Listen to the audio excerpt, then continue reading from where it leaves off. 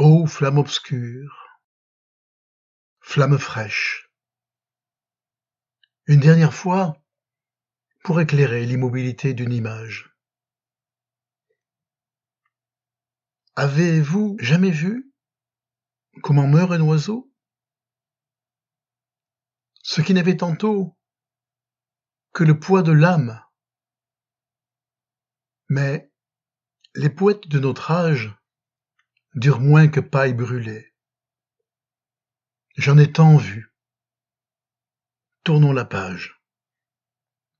Aussitôt venu qu'en aller, semblant ici-bas, en voyage. Avez-vous jamais vu comment meurt un oiseau? Une pierre soudain qui tombe dans la cage, cela ne chantera plus, n'ébouriffera plus son plumage. Cela meurt droit, devenu plomb. Cela meurt, on dirait, un meuble tombé dans ma tête, une marche manquée, un mot pour l'autre. Un oiseau, que c'est triste un oiseau qui meurt. Une phrase inachevée, un vers qui ne trouvera plus d'écho. Tiens, encore un poète mort dans le journal. La Seine-et-Oise ne te verra pas te promener avec moi, dans la forêt, au rhododendron. Je ne te croiserai plus par hasard, dans les aérodromes, Vítězslav Nezval. Tu avais les yeux couleur d'une lessive céleste. Et maintenant que te voilà blanc, comme un alexandrin, sans rime, tu es un carreau de Delft sur le linge du lit, où l'on voit un pastoureau jouant de la flûte devant une petite haie. Ou qui sait, un chevalier armé pour un tournoi. On va te regarder différemment désormais, que tu as pour moi ce visage de roi de cœur de l'éternité. J'essaierai de parler de toi, Nesval. J'essaierai. Ma gorge racle des mots noirs, épines noires dans la gorge, le deuil, Prague, le deuil baroque, et le deuil tourmenté des draperies de pierre. J'essaierai qu'un cri s'élève de la pierre. La radio ce soir a parlé de Nesval, pour dire qu'il est mort. C'est plus que pour Rimbaud. Je vois Prague et la lune dans Prague. Il n'y a pas de lune dans Prague, où passa mon Apollinaire. La pluie à Prague, dans ta Prague, aux doigts de pluie, piano aux vitres, s'y essuie, une musique qui balbutie. J'essaierai qu'un cri de pierre sous la scie, qu'un cric soulève la pierre des rimes. J'essaierai ma gorge, le criquet et l'escrime de ma gorge.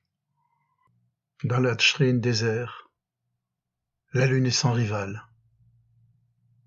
Elle peint sur le pont le deuil blanc des statues. La radio ce soir a parlé de Nesval pour dire qu'il s'est tu.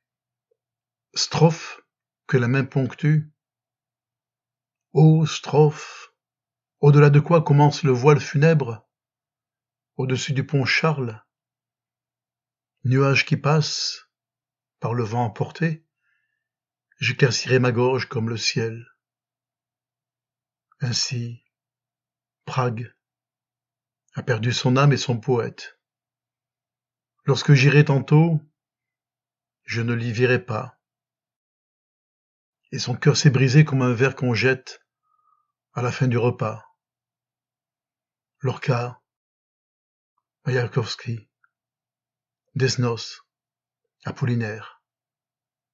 Leurs ombres longuement parfument nos matins. Le ciel roule toujours les feux imaginaires de leurs astres éteints. Contre le chant majeur, la balle, que peut-elle? Sauf contre le chanteur, que peuvent les fusils? La terre ne reprend que cette chair mortelle, mais non la poésie. Ce siècle est au-delà du minuit de son âge. Ces poètes n'ont plus besoin d'être achevés. Ils ont usé leur vie au danger des images et croient avoir rêvé. Il suffit dans Paris un silence de neige, un réveil de novembre à 9 heures battant, quand Éluard partit rejoindre le cortège, Nesval meurt au printemps. C'est de sa belle mort, comme disent les hommes, qu'il meurt. Nesval est tout par conséquent, et bien. Il ne faut pas pleurer dans ce siècle où nous sommes. Cela ne sert à rien. Il meurt. L'enfant terrible au jour des primevères, Pâques, éperdument, auront sonné pour lui. Ses paupières fermées, ses doigts se sont rouverts, ses derniers vers ont lui. Dans le monde angésine, inhumain, pathétique, il tourne au firmament à jamais ses yeux bleus. Visage émerveillé des peintures gothiques. Soleil de quand il pleut. Il est entré vivant dans les cieux du folklore, y chantant sa mère et la paix pareillement. Il nous montre demain comme une bague d'or dans la main d'un amant. Nesval, de qui le nom notre lèvre façonne, Nesval, attends un peu, j'arrive à tes côtés. Du jour qui fut si beau, déjà le soir frissonne, et d'autres vont chanter.